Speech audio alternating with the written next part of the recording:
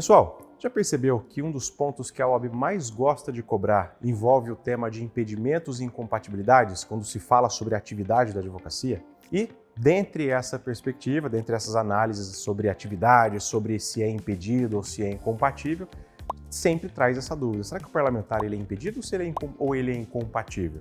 E é isso que a gente vai tratar nesse vídeo. Primeiro ponto, o que é uma incompatibilidade, o que é um impedimento e o que isso resulta na vida de quem já é advogado ou já é advogado. Primeiro ponto, as incompatibilidades que estão no artigo 28 do Estatuto da OAB, elas são situações que indicam que se você é advogado ou advogada, a incompatibilidade gera, portanto, uma restrição total.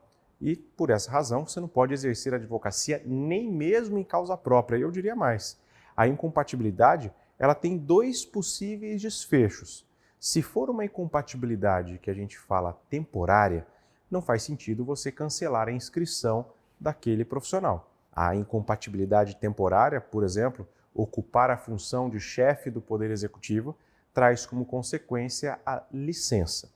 Agora, por sua vez, se essa incompatibilidade for de natureza definitiva, como acontece quando você passa num concurso para ser delegado ou delegada de polícia, juiz ou juíza, membro do Ministério Público, nessa situação há uma perspectiva de que você ficará na profissão. E não ficará poucos meses e sairá, mas ficará até o fim da carreira, até a aposentadoria, enfim. Nas situações em que a incompatibilidade ela é definitiva, mesmo que em perspectiva, em presunção, a consequência vai ser o cancelamento da inscrição.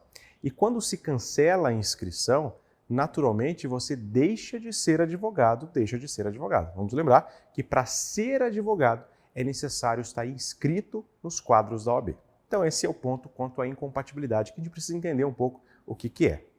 Do lado dos impedimentos, o impedimento é tratado no artigo 30 do Estatuto da OAB. Nós temos duas hipóteses, né? Nós temos a hipótese do servidor público, que pode advogar ou não, né? No caso especificamente tem que ser aquele que pode advogar, e você coloca a regra de que o servidor público, o funcionário público, ele pode advogar exceto em face da fazenda pública que vai pagar a sua remuneração, né? Ou seja, exceto em face da sua fazenda pública remuneradora.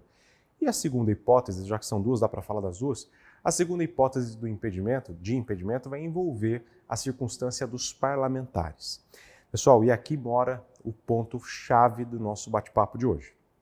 Quando você é eleito ou é eleita parlamentar, e quando eu falo parlamentar, envolve deputado federal, deputado estadual, deputado distrital, senador da República ou vereador. Qualquer desses cargos são chamados de parlamentares. Os parlamentares eleitos, quando assim, portanto, eleitos, eles passam a exercer a chamada atividade de impedimento com a advocacia. Essa circunstância tem que ser anotada às margens dos seus assentamentos lá no Conselho Seccional da OAB, tem que ser comunicado por aquele profissional. Qual é a restrição? Como eu mencionei aqui, lá do artigo 30 do Estatuto, a restrição vai ser tão somente a seguinte: o parlamentar não pode advogar nem a favor nem contra órgãos da administração pública, concessionárias, permissionárias de serviço público. Para você guardar, falou de algum tipo de dinheiro público, tem cheiro de dinheiro público? Não pode advogar, nem a favor e nem contra. Acontece que a sua prova, o seu enunciado vai dizer assim, por exemplo, né? Priscila, advogada, foi eleita deputada federal, fazendo uma homenagem para a Priscila aqui, foi eleita deputada federal. E, dada a sua grande habilidade política, logo no primeiro ano de mandato, ela foi eleita presidente da Casa Legislativa, ou seja, ela passa a compor como membro de mesa, ela passa a ocupar uma função de mesa. E, por conta disso, né, ela passa de um estágio de impedida para incompatível. A impedida, artigo 30, pode advogar, só não pode em algumas situações. Incompatível, não pode em hipótese alguma. E vamos lembrar, quando eu falei das incompatibilidades do 28, eu disse que nós tínhamos duas naturezas de incompatibilidade. Nós temos aquela que é de caráter definitivo e a de caráter temporário. Ocupar cargo ou função de mesa é temporário ou definitivo? É temporário.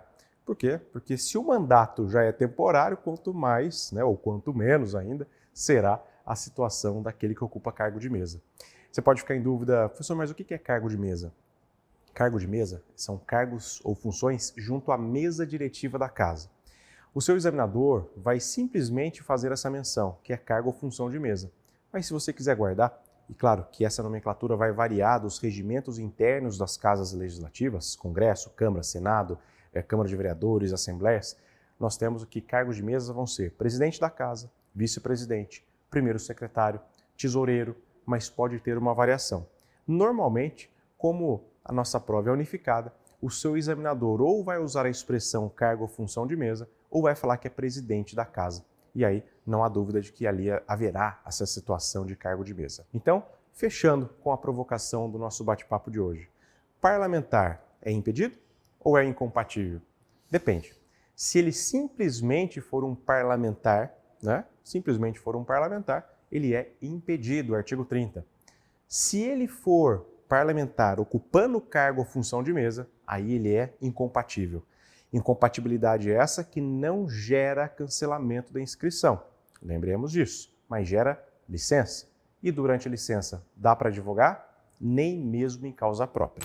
Espero que você tenha gostado e, dentro dessa perspectiva de revisão, eu aproveito para convidar você para as nossas revisões finais da prova da OAB. Não perca a nossa programação, está lá no canal do nosso Estratégia OAB, também no Instagram, que você pode seguir e acompanhar.